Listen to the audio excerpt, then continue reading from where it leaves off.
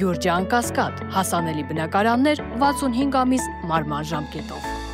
Մայիսի 7-ին ժամը 22:22-ի սահմաններում Ադրբեջանի զինված ուժերի ստորաբաժանումները կրակ են բացել Սյունիքի մարզի Խնածաղ բնակավայրի ուղղությամբ, ինչի հետևանքով վնասվել է բնակելի տան տանիքը։ Տուժածներ չկան։ Ադրբեջանական կողմին կոչ են անում հետաքննել Խնածաղի բնակելի տան գնդակոծման փաստը եւ հանդես գալ հրապարակային պարզաբանումներով, հայտարարել է Հայաստանի Հանրապետության պաշտպանության նախարարությունը։ Ադրբեջանի նախագահ Իլհամ Ալիևի մամուլի ծառայությունը դեռ մարտին էր հաստատել նախագահ Ալիևը կմեկնի Մոսկվա մասնակցելու հաղթանակի զորահանդեսին։ Հոբելյանական տոնից մեկ օր առաջ Ռուսաստանի նախագահի օգնականը Ուշակովը հյուրերի ցանկը թվում, այստեղ Ալիևի անունը չկա։ Տեղեկություն ունենք, որ Ալիևը ցավոք չի ժամանի Մոսկվա։ Ինչու Ուշակովը պատմել է, որ Բաքվից որպես չգնալու պատճառաբանություն ներկայացրել են Ալիևի Հեյդար Ալիևին նվիրված ներքին միջոցառումներին մասնակցելու անհրաժեշտությունը։ Ալիևը, որը վերջին անգամ հաղթանակի զորահանդեսին 10 տարի առաջ 2015-ին է մասնակցել, մարտին չգիտեր, որ հոր պատվին անցկացվող միջոցառումները համընկնում են մոսկովյան զորահանդեսի հետ։ Նա ըստ իր մամուլի ծառայության հրապարակման Պուտինի հրավերին անձամբ էր դրական պատասխան տվել։ Քաղաքականության մեջ պատահականություն չկա, քաղաքագետը համոզված է, սև կատու է անցել կողմերի միջև։ Նշանավ, որ հարաբերությունները լարված են։ Մի քանի հանգաման կա, օրինակ Ադրբեջանը մեղադրել է Ռուսաստանին, որ Ռուսաստանից կիբերհարձակում ա եղել Ադրբեջանի կայքերի վրա։ Ռուսաստանում մուտք արգելել են ադրբեջանցի պատգամավորին հետ են ապարգել։ Այսինքն այս բոլորը ինդիկատորներ են, որ հարաբերությունները լարված են եւ երկրները դեռ չեն եկել ինչ-որ համաձայնության։ Ադրբեջանի քարոզչական այնպես ամերիկացնում, որ ամբողջ խնդիրը նրանում է, որ Ադրբեջանը պահանջում է պատժել այն մարդկանց, որոնք պատասխանատու են ազալի ինքնաթիռի ոչնչացման համար, իրանք պահանջում են, որ պատժեն մարդիկ, որոնք այդ կիբերհարձակումն են արել։ Կրեմլին Ալիևի այս դիրքավորումը հաստատ դուրս չի գա Պուտինի համար խիստ կարևոր է ու սիմվոլիկ, թե ովքեր կլինեն իրեն պատվի առածների շարքում, բայց Ալիևը վստահաբար հաշվարկել է սա ու ռիսկի գնացել եւ ըստ քաղաքագետի միգուցե Վաշինգտոնի հետ սիրախաղերի արդյունքում։ Իրենք շատ լավ հարաբերություններ են ստեղծել լոբիստական շրջանակների հետ, ամենայն հիմնականում հրեական կազմակերպությունների հետ, ու Ալիևը բարբերաբար իրենց հետ հանդիպում է, եւ սա երկկողմանի կապ է ստեղծում։ Մի կողմից ինքը փոխանցում այն ինչ որ ինքն է ուզում հասնի Վաշինգտոն, մյուս կողմից ինքը Վաշինգտոնից տեղեկատվություն է ստանում, թե ինչ է պատրաստվում, ինչ է լինելու։ Ալիևը միշտ երկակի է գործում ու հետքայլի տեղ ամեն դեպքում թողնում է, հիշեցնում է քաղաքագետը, բայց նաև առանձնացնում Մոսկվա-Բաքու այս լարումը կարող է երկխոսության լավ հնարավորություն բացվել Մոսկվա-Երևանի համար։ Կոռուպցիան մենք համարում ենք մեր ազգային անվտանգության սպառնալիք, դրա համար անվտանգության խորհրդի գրասենյակը սրանով եւս զբաղվում է։ Այս մասին ճեպազրույցի ժամանակ ասել է անվտանգության խորհրդի քարտուղար Արմեն Գրիգորյանը, քանի որ կոռուպցիայի դեմ պայքարը կառավարության համար առաջնահերթություն է եւ անվտանգության խորհուրդը նաեւ դրա շրջանակներում է աշխատանքներ կատարում եւ հրապարակումները, որոնք կան մամուլում, այդ հրապարակումների մասին մենք հավաքագրում եւ տեղեկացնում ենք նաեւ զեկույցով վարչապետին, համարելով, որ կոռուպցիայի դեմ պայքարն առաջնահերթություն է Հայաստանի անվտանգության համար։ Գրիգորյանը նաեւ ավելացրել է, որ Հայաստանի եւ Ադրբեջանի միջև խաղաղության պայմանագրի ստորագրման հարցում որևէ նոր բան չկա, եթե որևէ նորություն լինի, բնականաբար մենք կտեղեկացնենք հանրությանը, ասել է Գրիգորյանը։ Հայաստան խմբակցության падգամավոր Աղվան Վարդանյանը գլխավոր դատախազից փորձեց գնահատականներ ստանալ ազգային ժողովում կառավարության հետ հարցոպատասխանի ընթացքում տեղի ունեցած միջադեպի մասին։ Աննա Վարդապետյանը չմեկնաբանեց, ասաց, քաղաքական գնահատականներ չի տա։ Գլխավոր դատախազը քաղաքական հայտարարություններ չի անում եւ քաղաքական գնահատականներ չի տալիս։ Դուք այլևս վարչապետի օգնականը չեք։ Դուք Հայաստանի Հանրապետության գլխավոր դատախազն եք, ասեմ, որ այս համազգեստը ձեզ շատ սազում է, ես ձեզ կհորդորեի դուրս գալ նախկին կարգավիճակից, որովհետև նույն քրեական գրքում կան նաև հոդվածներ պարտականությունները չկատարելու կամ ոչ լիարժեք կատարելու վերաբերյալ։ Ինչ գործ ունեք դուք ես դահլիճում ընդհանրապես նստած։ Մամուլի հրապարակումներով առաջնորդվեմ, սաղիթ պետք է տանեմ, լսեմ ածի պատվալը։ Իսկ ահա ազգային ժողովի ղեկավարը համարում է, որ այդ միջադեպի մեղավոր ընդդիմությունն է եւ Հայաստան խմբակցությունից ներողություն է ակնկալում։ Ես կարծում եմ, որ ընդդիմադիրները պետք է ներողություն խնդրեն, որովհետև այդ ամեն ինչը ընդդիմադիրների գործունեության, այդ լկտիության, պահվածքի հետևանք է։ Փաշինյանին վրդովեցնող հարցերից մեկը վերաբերում էր նոր վարչական շրջանի ղեկավարի եւ Արթուր Չախոյանի միջև ծեծկրտուկին։ Ազգային ժողովի նախագահը գնահատական տվեց այդ արարքին։ Կարևոր է, որ այդ հետևանքը հանրապետություն կուսակցությունը գիտակցի։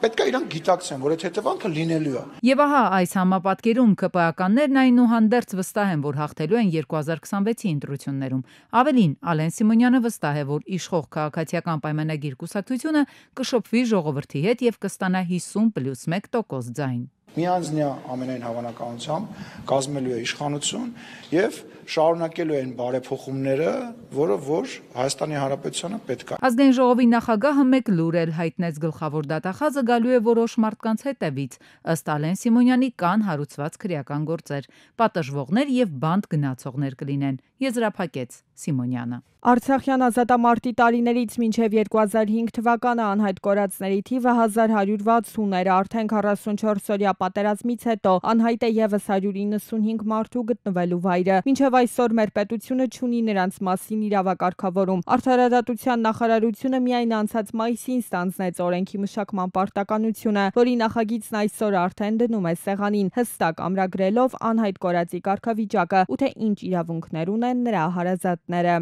Շատ ծնողներ համաձայն չեն ՏՆԹ փորձաքննությունների արդյունքների հետ, ներկայում էլ առկա են բազմաթիվ մարմիններ, մասունքներ եւ ընտանիքները ուղղակի հրաժարվում են վերցնել եւ հուղարկավորել, քանի որ համաձայն չեն ՏՆԹ պատասխանների հետ, ընդ որում ընտանիքները նաեւ ունեն իրենց հիմնավորումները։ Սա ըստ մարդու իրավունքների պաշտպանների ամենագլխավոր խնդիրն է, որին այսօր բախվում են անհայտ կորած անձանց հարազատները, հետո այն, որ նրանց մի գերատեսչությունից մյուսն են ուղարկում հարցերի պատասխան գտնելու համար, հատկապես, որ իրենց ուզածը առաջնահերթ հենց տեղեկությունն է, նորությունը, որ անընդհատ ակնկալում են ստանալ պետգերատեսչություններից։ Օրենքի նախագծով լիազոր մարմին է որոշվել ազգային անվտանգության ծառայությունն է, կզբաղվի բոլոր հարցերով ԴՆԹ հետազոտությունից մինչև սոցիալ-հոգեբանական ու իրավական աջակցություն։ Նախկինում ներգրաված լինելով անհրաժեշտություն կա նույն մարմնի կողմից ապահովել արդեն իսկ նախաձեռնված աշխատանքների շարունակականությունը, այսինքն այնպես չլինի, որ մի process-ում մարմինը ներգրաված լինի, հետո կեսից վերցնենք տանք ուրիշին եւ արդեն նախաձեռնված գործընթացի, այսպես ասած, փոխանցում լինի այլ սուբյեկտի։ Այսինքն մի շարք հանգամանքներ հաշվի են առնվել լիազոր մարմին ընտրելիս։ Թեպետ քաղաքացիությունը մեծ քայլ է համարում միայն այն, որ մեր երկիրը վերջապես օրենսդրական ամրագրում է ունենալու, այնուամենայնիվ գոնե ազգային անվտանգության ծառայության լիազոր մարմին նշանակելու հետ սկզբունքային տարաձայնություն ունի։ Չեմ պատկերացնում, թե այդ հարցերն ինչպես են կարգավորելու, մասնավորապես, օրինակ, սոցիալ-հոգեբանական աջակցությունը այստեղ մտավախություններ մի պիցել ունեն։ Անհրաժեշտ է ոչ միայն օրենսդրորեն կարգավորել այս հարցը, շատ կարևոր է նաև պրոֆեսիոնալ հոգեբանների աշխատանք այս ոլորտում։ Եվ այս մասով ես կդժվարանամ պատասխանել, արդյոք ունենք ոլորտային պրոֆեսիոնալ այնպիսի հոգեբաններ, որ կկարողանան աշխատել անհետ կորածների ընտանիքների հետ։ Օրենքն առաջիկայում կհասնի վարչապետի աշխատակազմ, այստեղից էլ եզրակացությունները կտանք ուղարկվի խորհրդարան, դրանից հետո էլ քաղաքասարակությունը վստահ է, մյուս օրենքներում է պետք փոփոխություններ անել, սկզբունքային հարցեր կան։ Հայրենական մեծ պատերազմում հաղթանակի 80-ամյակի կապակցությամբ Ռուսաստանի նախագահ Պուտինը շնորհավորական ուղերձներ է հղել Ադրբեջանի, Հայաստանի, Բելարուսի, Ղազախստանի, Ղրղզստանի, Տաջիկստանի, Թուրքմենստանի, Ուզբեկստանի, Աբխազիայի, Հարավային Օսիայի, Իսրայելի ղեկավարներին, ինչպես նաև Վրաստանի եւ Մոլդովայի ժողովուրդներին, հայտնել է պետության ղեկավարի մամուլի ծառայությունը։ Ռուսաստանի Դաշնության նախագահը շեշտել է, որ մեր երկրները սրբորեն հարգում են այն հայրերի եւ պապերի փառահեղ սխրագործությունների եւ մեծ զոհողությունների հիշատակը, ովքեր ուսուսի տված քաջաբար պայքարել են նացիստական զավթիչների դեմ։ Հնդկաստանը մտադիր չէ սրել հակամարտությունը Պակիստանի հետ, սակայն կոշտ պատասխան կտա, եթե Իսլամաբադը ռազմական հարձակում սկսի։ Այս մասին հայտարարել է Հնդկաստանի արտաքին գործերի նախարարության ղեկավարը։ Մեր նպատակը իրավիճակը սրելը չէ, այնուամենայնիվ, եթե մեզ վրա ռազմական հարձակում լինի, չպետք է կասկած լինի, որ կլինի շատ կոշտ պատասխան, ասել է նա Նյու Դելիում հնդկական իրանական համատեղ հանձնաժողովի նիստի բացման ժամանակ։ Սիքստինյան կապելայից կրկին սև ծուխ է դուրս եկել կոնկլավի երկրորդ քվեարկության ժամանակ եւս Հռոմի պապ չի ընտրվել։ Հիշեցնենք, կոնկլավը մեկնարկել է մայիսի 7-ին։ Պետությունը մինչև 10,000 դրամ կտա անձին յուրաքանչյուր խոշոր եղջերավոր կենդանու սպանդանոցային մորթի համար։ Միջազգային փորձն են ուսումնասիրել ու եզրակացրել սպանդանոցային մորթն առավել ակտիվացնելու համար եւ ֆերմերներին եւ բնակչությանը պետք է մոտիվացիա։ Սահմանված վճարի չափը կլինի ոչ ավելի քան 10,000 դրամ։ Սպանդանոցները պետք է աշխատեն ֆիքսված գնով, եթե որոշեն գինը բարձրացնել, ապա տվյալ սպանդանոցը դուրս կգա այս ծրագրից։ Կնքվելու է եռակողմ պայմանագիր Էկոնոմիկայի նախարարություն, սպանդանոց, քաղաքացի, իսկ համայնքն ընդամենը ընթացիկ մոնիթորինգ է իրականացնելու, որի համար կառավարությունից կստանա լրացուցիչ 3% ծառայության վճար, հայտնել է նախարար Գևորգ Պապոյանը։ Բարեկային ոստիկանությունը ամբողջությամբ արդեն 2 տարուց ավել է, 3 տարուց ավել կա, եւ ես չեմ ուզում թաքցնեմ, ժամանակ առ ժամանակ ներքին գործերի նախարարին ասում եմ, որ ես որոշակի անհանգստություն ունեմ, որովհետև արդեն տեսնում եմ, որ այդ մարզավիճակից արդեն դուրս ենք գալիս եւ դա խնդրեմ է։ Պարոն Սարգսյան, ես ճիշտ եմ հիշում, որ մենք բանակում էլ պայմանագրային զինծառայության անցնելու տարիքի էլի 35 սահմանափակում ունենք։ Այո, ճիշտ այդպես ունենք սահմանափակում։ Ինչի համար։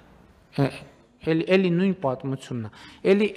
հասկանում եք, եթե էլի եմ ասում, եթե մենք անձի վիճակը ֆունկցիոնալությունը գնահատելու օբյեկտիվ համակարգ ունենանք, բոլոր խնդիրները կլուծվի։ Այսինքն 40 տարեկանը կարա լինի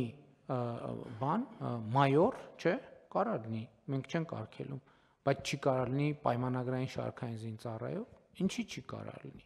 Կթվայնացվեն տրանսպորտային միջոցների առք ու վաճառքը, նվիրատվությունը, լիզինգը, համարանիշների ստացումը եւ հաշվառման վկայականները։ Նախկինում նման դեպքերում պայմանագիր կնքելիս քաղաքացիները մի քանի անգամ այցելում էին հաշվառման քննական ստորաբաժանումներ։ Հիմա առաջարկում են թվային հարթակի միջոցով այդ ամենն իրականացնել։ Նախարարի խոսքով հարթակն ինքնաշխատ կկատարի անհրաժեշտ ստուգումները, կգեներացնի էլեկտրոնային պայմանագիր, էլեկտրոնային ստորագրությամբ, այնուհետև պայմանագիրը համակարգը կուղարկի գնորդին, որն իր հերթին, եթե համաձայնի, առաջարկված պայմաններին կստորագրի այն։ Երևանի Պուշկինի անվան թիվ 8 հիմնական դպրոցի աշակերտները ծնողները դասադուլ են իրականացրել, նրանք պահանջել են չեղարկել դպրոցի տնօրեն Նատալիա Ստեփանյանին աշխատանքից ազատելու որոշմանը։ Ծնողները պատմել են, որ ստորագրահավաք են կազմակերպել տնօրենին աշխատանքից ազատելու որոշումը չեղարկելու պահանջով։ Նրանք նշել են, որ մինչև որոշումը չչեղարկվի, աշակերտները չեն այցելի դպրոց։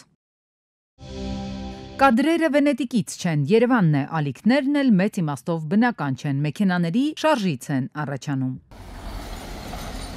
Անձրև է գալիս թե չէ, մեր մայրաքաղաքը կոլապսի է ենթարկվում։ Ջուրն ահա, անգամ ավտոբուսների մեջ է լցվում։ Ինչու՞։ Եթե հերերը գալիս են մեծ քանակությամբ, իսկ այդ հեռատար-ցանցներ չունի համապատասխան հեռացման ունակություն, բնական է փողոցները պետք է լցվեն ջրով։ Ի վերջո ով է պատասխանատու հեղեղատարների մաքրության համար, քաղաքապետարանից ուղղորդում են դեպի Վեոլա ջուր ընկերություն, նրանց գործն է։ Այս կազմակերպությունն էլ ընդունում է, հայտնում, ամբողջ տարվա ընթացքում մաքրում են հեղեղատարերը, նաև վերանորոգում, բայց վարձակալած համակարգը բազում թերություններ ունի։ Փողոցներ կան չունեն անձրևատարեր, եղածներն էլ թողունակությունը թույլ չի տալիս ապահովել անձրևաջրերի սահուն հեռացումը։ Դա հետևանք է այն բանի, որ Երևանի բուռն կառուցապատումն ու զարգացումը հիմնականում չի ուղեկցվել անձրևատար ցանցի համապատասխան ընդլայնմամբ։ Շատ տեղերում ավելացել է ասֆալտապատ տարածքների մակերեսը իր հետ բերելով գոյացող անձրևաջրերի քանակի ավելացում, մինչդեռ անձրևատար խողովակների թողունակությունը մնացել է նույնը։ Կառուցապատումների խնդիրն առանձնացնում է նաև ջրային ռեսուրսների մասնագետը, հարցնում է, ով է որոշել, թե գործող հեղեղատարերի հնարավորություններն անսահմանափակ են։ Կարևոր է, որ արկա ջրահեռատար ցանցը անընդհատ ենթարկվի մոնիտորինգի, այդ հեռատար ցանցը որոշակի ելքեր հեռացնելու համար է նախագծվում եւ կառուցվում։ Բայց եթե տարիների ընթացքում այս փոփոխությունների կլիմայի արդյունքում մենք ունենում ենք շատ ավելի մեծ ելքեր կան գոյություն ունեցող ելքերի համար է հաշվարկված, բնական է ևս դա կարող առաջանալ։ Մաքրման տեխնոլոգիաներ են պետք ֆունդամենտալ, այսպես ասած շաբաթօրյա համակարգում, հավելում է փորձագետը։ Անընդհատ պրոցես է լինելու։ Ուղղակի պետք է ֆիքսել այն հատվածները, որտեղ որ մեր ջրակուտակումներ են առաջանում քրիտիկական տեղեր, այդ հատվածների խնդրի մասին մտածել, հեռացնող դիտահորերը երկուսը խցանված են, ջուրը դուրս է գալի մի հորատանցքից, լցվում է հարևան հորատանցքով է հեռանում։ Քայլեր կձեռնարկվեն արդյոք, Veolia-ից փոխանցում են խնդրի արմատական լուծման համար խոշոր ներդրումներ են պետք, ինչն արդեն կառավարության հետ կնքած պայմանագրի համաձայն ջրային կոմիտեի պարտավորությունն է, շահագործում եւ սպասարկում են այն, ինչը պետությունը հանձնել է։ Իսկ կոմիտեն ներդրումներ կանի, կլինեն, վստահեցրին, երբ մոտ ապագայում։ Մայիսի 8-ին Հերացու փողոցում բախվել են 23-ամյա Հովանեսի Շևրոլեն եւ 62-ամյա Մելիքի վարած շտապօգնության մեքենան։ Բախման հետևանքով Շևրոլեն դուրս է եկել երթևեկելի գոտուց հայտնվել մայթին։ Օպերատիվորեն ժամանել են ոստիկանության բարեկային ծառայության Երևան քաղաքի գնդի 3-րդ գումարտակի 2-րդ վաշտի բարեկները։ Ի դեպ շտապօգնության մեքենան հիվանդի էր տեղափոխում Հերացու անվան թիվ 1 համալսարանական հիվանդանոց։ Իմ տեղեկություններով վարորդները ենթարկվել են սթափության փորձաքննության, եղել են սթափ։ Մայիսի 7-ին Զովունի Երևան ճանապարհին բախվել են BMW-ն եւ Kia-ն բախման հետևանքով վերջինն առաջ է ընթացել բախվել կայանված Lexus-ին, Mazda-ին, Toyota-ին եւ Lada-ին, հետո կողաշրջվել։ 1 հոգի տեղափոխվել է հիվանդանոց։ Օպերատիվորեն ժամանել են ներքին գործերի նախարարության ոստիկանության բարեկային ծառայության Կոտայքի մարզի գումարտակի 2-րդ վաշտի բարեկները։ Մայիսի 7-ին 24-ամյա Վիկտորը BMW-ով Նորհաճեն Երևան ճանապարհահատվածում դուրս է եկել երթևեկելի գոտուց բախվել հարևանությամբ գործող բենզալցակայանի երկաթե դարպասին, քարե պարսպին կոտրել դրանք ու հայտնվել լցակայանի տարածքում։ Վարորդին առաջին օգնության են հասել բենզալցակայանի աշխատակիցները, օպերատիվ են գործել ոստիկանության բարեկային ծառայության Երևան քաղաքի գնդի 2-րդ վաշտի 2-րդ դասակի բարեկները։ Ըստ նախնական տեղեկությունների բարեբախտաբար ուժասներ չկան։ Մայիսի 7-ին 50-ամյա Դավիթի Ռենո Բեռնատարի կցորդիչը Մարգարե Վանաձոր ճանապարհին ընթացքի ժամանակ պոկվել է։ Ճանապարհը մասամբ դարձել էր ոչ երթևեկելի։ Օպերատիվորեն ժամանել էին ոստիկանության բարեկային ծառայության Արագածոտնի մարզի գումարտակի առաջին վաշտի բարեկները։ Մայիսի 6-ին Գառնի Լանջազատ ճանապարհին 50-ամյա Գագիկը Պեժոյով դուրս է եկել երթևեկելի գոտուց բախվել բետոնե պատնեշին։ Ուղևորը դիմել է Աբովյան բժշկական կենտրոն։ Ժամանել են ոստիկանության բարեկային ծառայության Կոտայքի մարզի գումարտակի 2-րդ վաշտի առաջին դասակի բարեկները։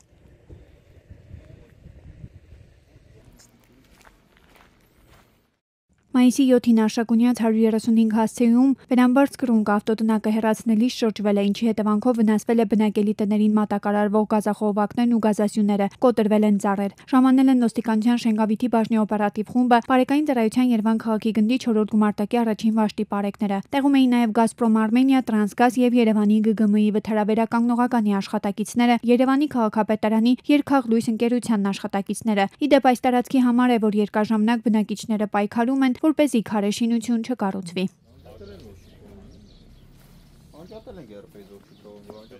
Այստեղ հարևանությամբ բնակիչների կողմից ստեղծվել է մի գողտրիկ գեղեցիկ, կարելի ասել բնություն եւ ինչ որ մարդիկ ուզեցել են այստեղ շենք շինություն ավելացնել, կառուցել, քաղաքացիները բազմիցս դիմել են Երևանի քաղաքապետարան, Շենգավիթի քաղաքապետարան, սակայն ոչ մի օգուտ։ Եվ մայիսի 7-ին առեղծվածային դեպք է տեղի ունեցել Մայրաքաղաքում։ Ագաթանգեղոս 7 շենքի փողոցային հատվածում հայտնաբերվել է 15-ամյա աղջկա մարմին։ Տեղում էին կենտրոնի ոստիկանապետը, ոստիկանության բարեկային ծառայության Երևան քաղաքի գնդի 4-րդ գումարտակի 2-րդ վաշտի բարեկները։